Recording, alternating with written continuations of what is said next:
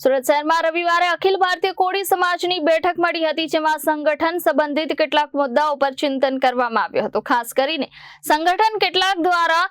નવી નિમણૂકો જાહેર કરી સમાજમાં ગેરસમજ ફેલાવવાનો પ્રયાસ થતો હોવાના અંગે વિશેષ ચર્ચા કરવામાં આવી હતી। આ બેઠકમાં ગુજરાત, મધ્યપ્રદેશ, રાજસ્થાન, ઉત્તર પ્રદેશ અને દિલ્હી સાથે રાજ્યમાંથી અખિલ ભારતીય કોળી સમાજના સંગઠનના હોદ્દેદારો ઉપસ્થિત રહ્યા હતા। આ બેઠકમાં હાજર મંત્રી કુંવરજીભાઈ બાવળિયાએ જણાવ્યું હતું કે ખાસ કરીને અખિલ ભારતીય સમાજ સંગઠન સંબંધિત કેટલાક મુદ્દાઓ પર ચર્ચા કરવામાં આવી હતી। સંગઠનમાં કેટલાક લોકો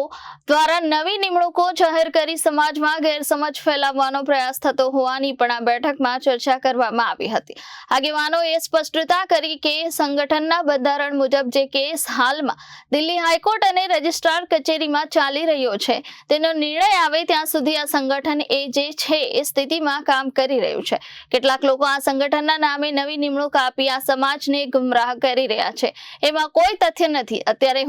અમારી આખી ટીમ છે અને તમે બધા કાર્યકારી અધ્યક્ષ તરીકે નવું સિલેક્શન અથવા ઇલેક્શન આ સંગઠનના બંધારણ મુજબ ન થાય ત્યાં સુધી આજે એ જ સ્થિતિમાં કામ કરશે, પણ સમાજને તોડવાનો ક્યાંક પ્રયાસ થઈ રહ્યો હોવાથી સંગઠનના કેટલાક હોદ્દેદારો અને સમાજના વરિષ્ઠ આગેવાનો વિચાર વિમર્શ કરવા માટે મળ્યા હતા। આગામી દિવસોમાં ગાંધીનગર ખાતે સમાજ માટે એક શિક્ષણ ભવન નિર્માણ કરવાની મહત્વાકાંક્ષી યોજના અંગે પણ ચર્ચા થઈ। જમીન સંબંધિત મોટાભાગની પ્રક્રિયા પૂર્ણતાની નજીક હોવાનું જણાવાયું। જમીનનું રજીસ્ટ્રેશન પ્રક્રિયા પૂર્ણ થતા સમાજ માટે એક ભવ્ય શિક્ષણ કેન્દ્ર ઊભું કરવાની દિશામાં પગલાં લેવામાં આવશે। આ બેઠકમાં સમાજના ભવિષ્ય, ખાસ કરીને શિક્ષણ અને વ્યવસાયિક ક્ષેત્રમાં આગળ વધવા માટે વ્યૂહરચના બનાવવાની જરૂરિયાત પર ભાર મુકાયો હતો। गुजरात, मध्य प्रदेश, राजस्थान, उत्तर प्रदेश અને દિલ્હી આ સાતે રાજ્યોમાંથી અખિલ ભારતીય કોળી સમાજના અમારા સંગઠનના હોદ્દેદારો અને ગુજરાતના અહીંથી ભાઈ ચંદ્રવદનભાઈ, અમારા સાંસદ ઉમેશભાઈ અને લગભગ 12 જિલ્લાઓમાંથી સમાજના વરિષ્ઠ આગેવાનો અહીંયા સુરત ખાતે આજે મળવાનું થયું।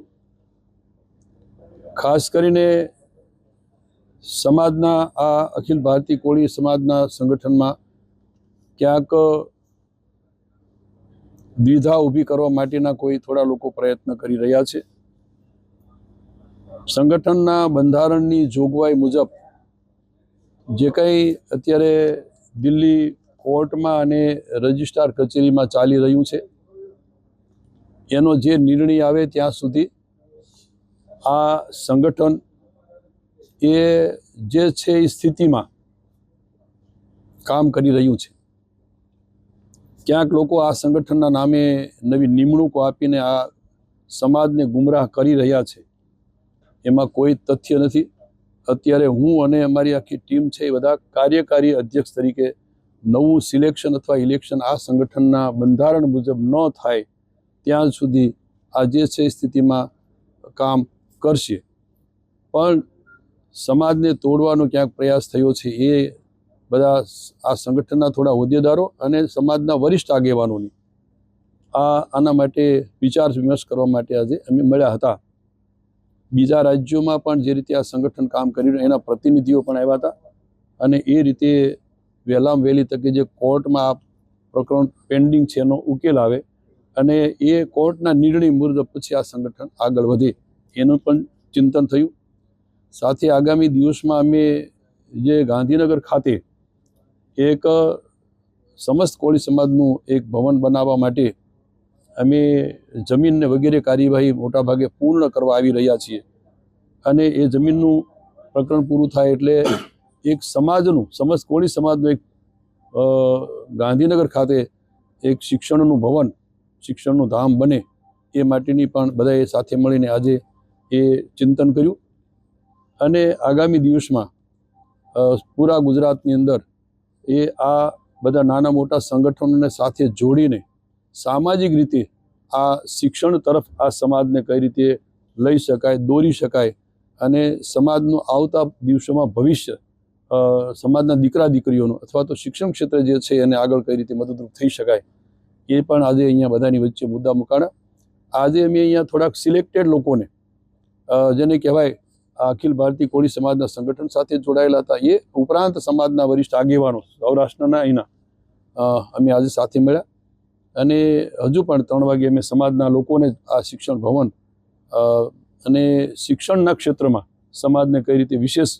આગળ લઈ જઈ શકાય એની ચિંતન કરવા માટે અમે આજે અત્યારે મળ્યા હતા અને ચા પાણી માટે ફરી પાછા 3 વાગે મળવાના છીએ. આજે કોઈ બીજી પોલિટિકલી વાત નહોતી, પણ સમાજની ચિંતા કરવા માટે અને સામાજિક રીતે કંઈ જે થોડા નાના મોટા દ્વિધા ઊભા કરે છે એ દ્વિધામાંથી મુક્ત કરવા માટે અથવા તો ચોખવટ કરવા માટેના ભાગરૂપે આજે મેં મળ્યા હતા. અને જોડે જોડે મારા વિભાગની અંદર જે શ્રમ રોજગાર ને કૌશલ્ય વિભાગ હું સંભાળું છું, એમાં 3 દિવસ પહેલાં જે કંઈ અહીંયા મજૂરો અને ઇન્ડસ્ટ્રીઝની સાથેના એક નાનું ઘર્ષણ થયેલું, એ ઘર્ષણના અનુસંધાને અમારા અધિકારીઓની પણ આજ સવારે મેં મિટિંગ રાખી હતી અને આગામી દિવસમાં આ મજૂર અને ઉદ્યોગો સાથે કઈ રીતે સંકલન સાધીને મજૂરોને પણ ખોટી રીતે ક્યાંય અન્યાય ન થાય અને ઉદ્યોગપતિઓને પણ ઇન્ડસ્ટ્રીઓને પણ ક્યાંય એમાં અડચણ ઊભી ન થાય એ રીતનું કઈ રીતે આપણે ઉકેલ લાવી શકીએ એના ભાગરૂપે સવારે હું મારા વિભાગના અધિકારીઓની સાથે મેં મિટિંગ કરી અને એના ભાગરૂપે પણ હું અત્યારે મારા અધિકારીઓને બોલાવ્યા છે. આપણે આવતા દિવસોમાં પણ દક્ષિણમાં જે ઉદ્યોગો આજે દિન પ્રતિદિન નવા ઉદ્યોગો આવી રહ્યા છે એને અમે અમારા વિભાગના માધ્યમથી નવી સ્કિલ યુવાનોને તૈયાર કરીને ઉદ્યોગોને પણ મદદરૂપ થઈ શકાય અને એની સામે જે કંઈ મજૂરો છે, શ્રમિકોને પણ કઈ રીતે આપણે મદદરૂપ થઈ શકાય રાજ્ય સરકારની જોગવાઈઓ મુજબ એનું પણ આજે મેં વિચાર વિમર્શ કર્યો અને પરામર્શ કર્યો અને અધિકારીઓને પણ એને એ બાબતે સચેત કર્યા. Bureau report Janadesh news, Surat.